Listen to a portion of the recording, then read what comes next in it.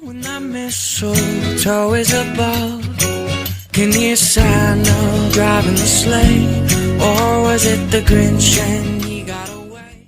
오늘의 사연 시작합니다. 안녕하세요. 전업주부이며 초등학생 아이 둘의 아빠인 사람입니다. 아빠가 가정주부구나 하면서 저를 대충 백수로 생각하시는 분들도 계시지요. 네, 맞습니다. 저는 2년째 백수로 살고 있습니다. 아이들도 이제는 저를 엄마 대신 자신들을 돌봐주는 것이 당연한 사람으로 여기고 있고, 학부모 회의에는 맨날 제가 가도 별 불만이 없습니다. 하지만 처음에는 제가 집에서 노는 것이 애들 눈에도 언짢아 보였던 점이 분명히 있었지요. 저 역시도 벌건 대낮에 집 근처 마트에서 장을 보면서 주부들의 이야기나 엿듣거나 쓸데없이 혼자 카페에 죽치고 앉아서 하루의 절반을 풀 죽은 채로 보내는 제 자신이 초라했던 적도 분명히 있었고요. 그러던 제가 매일 들르는 그 마트에서 시식음료를 파는 아가씨랑 약간의 썸을 탔지 뭡니까? 그녀는 떠먹는 요구르트를 파는 시음대를 담당하고 있었지요. 대충 허접한 레벨의 대학을 휴학 중이었고 23이었습니다. 제법 손님에게 잘 엉겨붙어서 말도 잘했고 키도 컸고 날씬한 데다 밉상도 아니어서 손님들이 다가오는 것은 쉬었고 덕분에 요구르트도 아주 잘 팔렸습니다. 그녀는 본사에서 내려오는 지침대로 물건을 팔면서 한 번씩은 자신이 회사에 건의해서 괜찮은 아이템을 직접 짜서 물건을 팔려는 열정도 보였지요. 떠먹는 요구르트를 활용한 다양한 소스, 음료, 칵테일 등등 그녀는 젊은 사람이기에 가능한 시도를 많이 했습니다. 그래서인지 휴학하고 1년간 마트에서 요구르트를 팔아서 돈도 제법 모았고 넘치는 열정으로 회사를 위해 헌신한 대가로 인센티브도 듬뿍 받아서 남은 2개 학기 등록금도 이미 다 벌어놓은 상태였습니다. 저는 그녀의 시음대에서 요구르트를 먹다가 그녀와 첫 대면을 했고 너무 마음에 들어서 이후로는 마트에 갈 때마다 그녀를 찾아갔습니다. 그녀는 그 나이대의 대학생이라기엔 이미 세상 물정을 많이 알았기에 자기 몫을 챙기는 것에 엄청 빨랐습니다. 게다가 눈치도 대단해서 제가 그 시음대로 오는 이유를 이미 다 알고 있는 것 같았습니다. 나중에 데이트하면서 알게 된 사실인데 그녀는 중학교 2학년 때부터 이미 방학마다 온갖 아르바이트를 섭렵하며 세상에 깨지고 부딪히며 어른 세계로 일찍 들어가 있었습니다. 게다가 대학 다니는 내내 술집에서 알바하면서 온갖 연령대의 남자 손님들을 상대하는 과정에서 세상 이치를 더 통달해 갔고요. 그런데 저 같은 백수에다 전업 가정주부로 사는 별 볼 일 없는 남자를 왜 만나느냐고 제가 물었을 때 그녀는 조금 꺼리는 듯한 눈치를 보이더니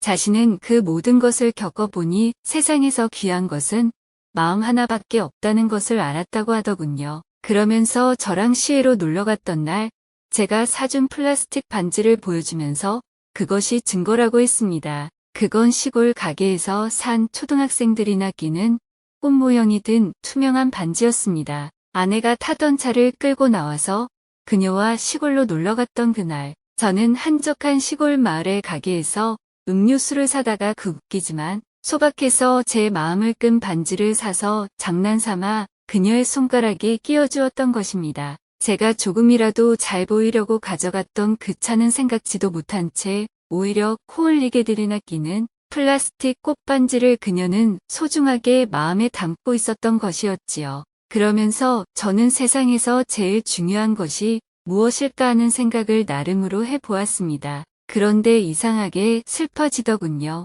나이 40대 중반에 회사를 불시에 잘렸고 아이들은 이제 초등 고학년이 되어서 곧 중학교에 들어가야 하는데 저는 가장으로서의 구실을 못하게 돼 버린 것이었으니 서럽기도 했었죠. 제가 실업자가 되었을 때 아내는 아무 기대감도 없는 얼굴로 저를 잠깐 보더니 얼른 구직 사이트에 들어가서 자신의 취직 자리를 잡았습니다. 학습지 교사, 대리운전기사, 식당 주방보조, 김치 공장에서 김치 담그는 직원.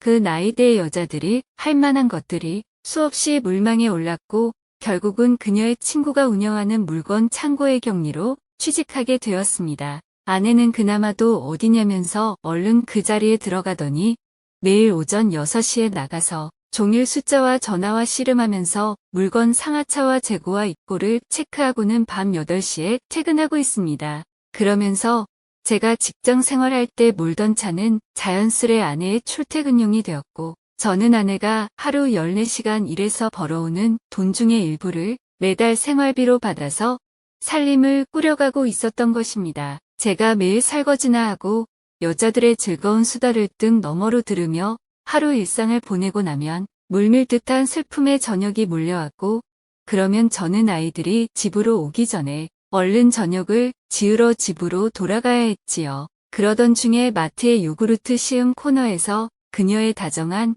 미소와 친절한 목소리가 저를 세상 밖으로 나오도록 이끌었던 것입니다. 물론 그 모든 친절은 그녀의 가식이었고 자신의 수당을 올리기 위한 목적이라는 것도 저는 알고 있었습니다. 하지만 제 삶은 이미 피폐한 상태였기에 그렇게라도 세상 밖으로 끌어올려진 것이 어쩌면 잘된 일일 수도 있다는 생각이 들었습니다. 그리고 그녀와 저는 지금 3개월째 개인적으로 만나고 있습니다. 그리고 아내는 이제 자동차로 출퇴근하지 않습니다. 아침에 일찍 나가야 하고 저녁에 늦게 지쳐 돌아오는데 운전까지 하려니 너무 스트레스라면서 지하철로 출퇴근을 하고 있거든요. 차를 팔까 하던 걸 제가 극구 말려서 다시 재취업할 때를 대비해서 그 차는 제 몫으로 그대로 두겠다고 얼버무리고는 마트에 그녀와 데이트하는 날에 끌고 갔던 것입니다. 그러면서 저는 조금씩 삶의 힘을 내어갔고 그만큼 가정과 아내에게도 잘하려고 애썼습니다. 하지만 종일 피곤한 아내는 누우면 골아떨어지기에 저는 다정함을 받아본 지가 한참이 되었고 그만큼 마트녀와 더 가까워져 갈 수밖에 없었습니다. 그런데 마트녀가 이전에 이별한 남자친구와 최근에 다시 결합하고 아주 잘 지낸다는 이야기를 듣고는 저는 질투가 타올라서 어쩔 줄을 몰라 했지요. 그리고 얼마 전에는 아내가 준 생활비 중에서 제법 큰 돈을 몰래 빼내서는 마트녀에게 고가의 옷도 한 벌 사주었습니다. 23살에 불과했지만 이미 돈을 제법 벌고 있던 그녀는 그저 피식 웃을락 말락하며 고맙다는 인사를 가뿐히 하고는 큰 기대 없는 눈으로 그것을 대충 몸에 대어보았습니다. 난생 처음 여자의 옷을 고르면서 행복에 부풀었던 저는 약간 실망했지만 그래도 아내에게서 기대할 수 없는